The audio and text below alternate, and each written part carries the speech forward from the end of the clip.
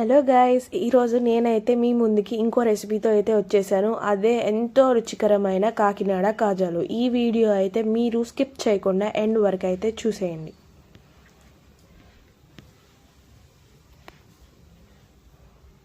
ముందుగా నేను ఒక గిన్నె తీసుకొని దాంట్లో 2 కప్పుల మైదా అయితే వేసుకుంటున్నాను.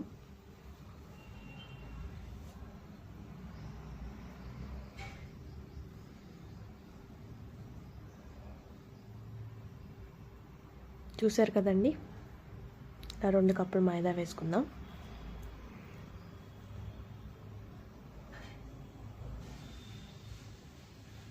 ఇప్పుడు దీంట్లో నేను ఒక టేబుల్ స్పూన్ సాల్ట్ అయితే వేసుకుంటున్నాను. అలాగే కొద్దిగా బేకింగ్ పౌడర్, అలాగే ఒక టేబుల్ స్పూన్ బేకింగ్ సోడా కూడా వేసుకుందాము. ఇదైతే మనం మిక్స్ చేసుకుందాం మొత్తం పిండిలో కలిసేటట్టు.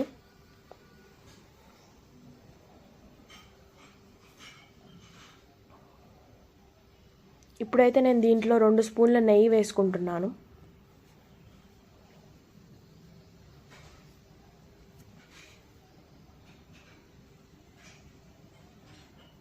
ఇలా అయితే వేసుకొని మనమైతే నెయ్యి అంతా పిండికి పట్టేటట్టు ఇలా అయితే కలుపుకుందాము.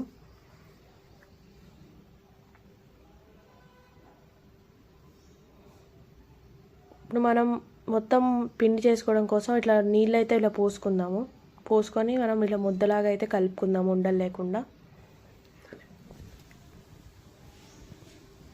చూసారు కదండి, చూపించిన విధంగా మనం మెత్తని ముద్దలాగా అయితే కలిపేసుకుందాము ఇలా నీళ్ళు పోసుకుంటూ.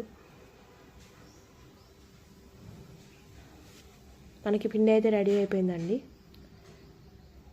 దీంట్లో కొద్దిగా ఇట్లా నేను నెయ్యి అయితే ఇలా జస్ట్ మొత్తం అట్లా పిండికి పెడుతున్నానండి. దీన్ని అయితే ఒక 10 నిమిషాల పాటు అయితే మనం పక్కన రెస్ట్కి అయితే పెట్టేద్దామండి. చూసారు కదండి, మనకి పిండి అంతా మొత్తం మెత్తగా ఉంది.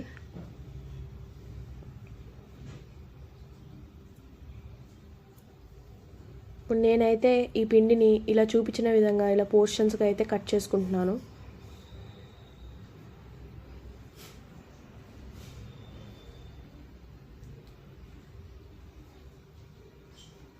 ఇప్పుడు మనం ఇలా ఒక పోర్షన్ తీసుకొని ఇలా అయితే మనం రోల్ చేసుకుందాము. ఇలా రోల్ చేసుకొని మనం పక్కనున్న మైదా పిండిని ఇలా చల్లుకొని ఇలా అయితే రోల్ చేసుకుందాము. ఇలా రోల్ చేసుకొని ఇలా చిన్న చిన్న ముక్కలుగా అయితే మనం కట్ చేసుకుందాము. చూపించిన విధంగా మీరు కూడా చేయండి.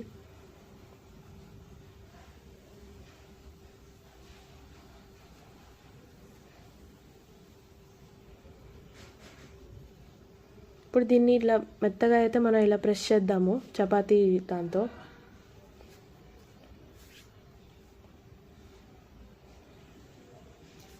నేను అన్ని ముక్కలకి ఇలా అయితే చేస్తున్నాను మెల్లగా.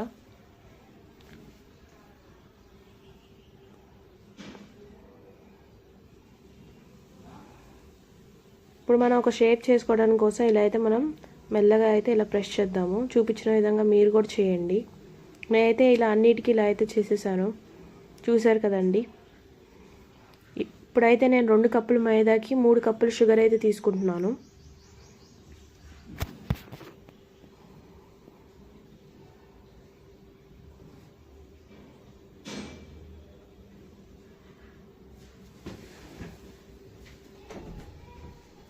దీంట్లో అయితే నేను ఒక గ్లాస్ వాటర్ అయితే పోసుకుంటున్నాను.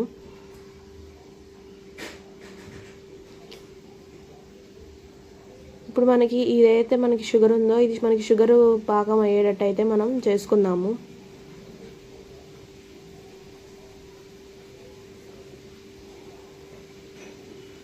చూసారు కదండి, మన షుగర్ పాకం రెడీ వచ్చింది.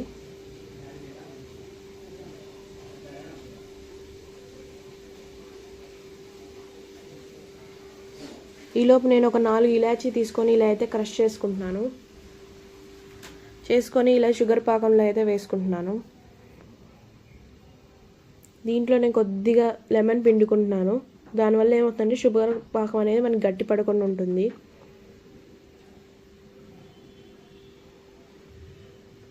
ఇప్పుడు నేనైతే స్టవ్ కట్టేసుకొని పాకం అంతా పక్కనైతే పెట్టేసుకున్నాను. ఈలోపు నేను ఆయిల్ కూడా పెట్టేసుకొని హీట్ అయితే ఎక్కేసింది.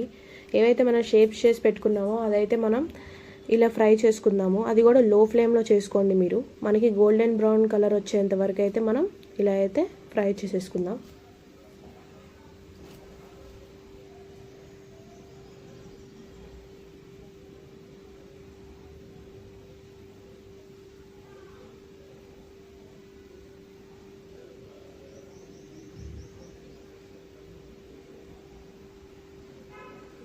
చూసారు కదండి, ఇలా లో ఫ్లేమ్లో అయితే మనం గోల్డెన్ కలర్ వచ్చేంత వరకు ఇలా అయితే ఫ్రై చేసుకుందాము.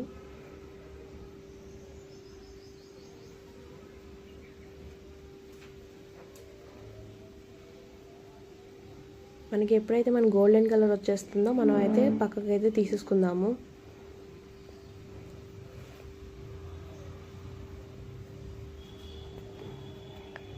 ఇలా తీసుకున్న తర్వాత మనం ఏదైతే మనం షుగర్ సిరప్ పక్కన పెట్టుకున్నామో దాంట్లో అయితే ఇలా డిప్ చేసేసి కొంతసేపు అయితే అలా ఉంచేద్దాము. దానివల్ల ఏమవుతుందంటే ఆ మొత్తానికి మనకి షుగర్ పాకం అనేది పడుతుంది.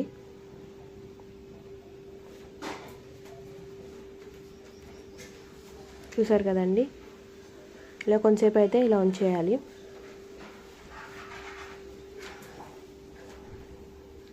మనం కొంతసేపు అలా షుగర్ పాకం మొత్తం పీల్చుకున్న తర్వాత మనం అయితే ఇప్పుడు సర్వింగ్ అయితే చేసేసుకుందాం. చూసారు కదండి, మొత్తానికి మనకి షుగర్ పాకం అయితే పట్టేసింది. మనకి ఎంతో ఇష్టమైన అందరికి ఇష్టమైన కాజాలు అయితే రెడీ అయిపోయాయి. మీరు కూడా ట్రై చేసి నాకైతే కమెంట్స్లో అయితే ఎలా వచ్చిందో చెప్పేయండి. చూసారు కదండి, మన కాజా ఎంత మెత్తగా ఆ షుగర్ పాకం అంతా పీల్చుకొని ఎంత బాగుందో.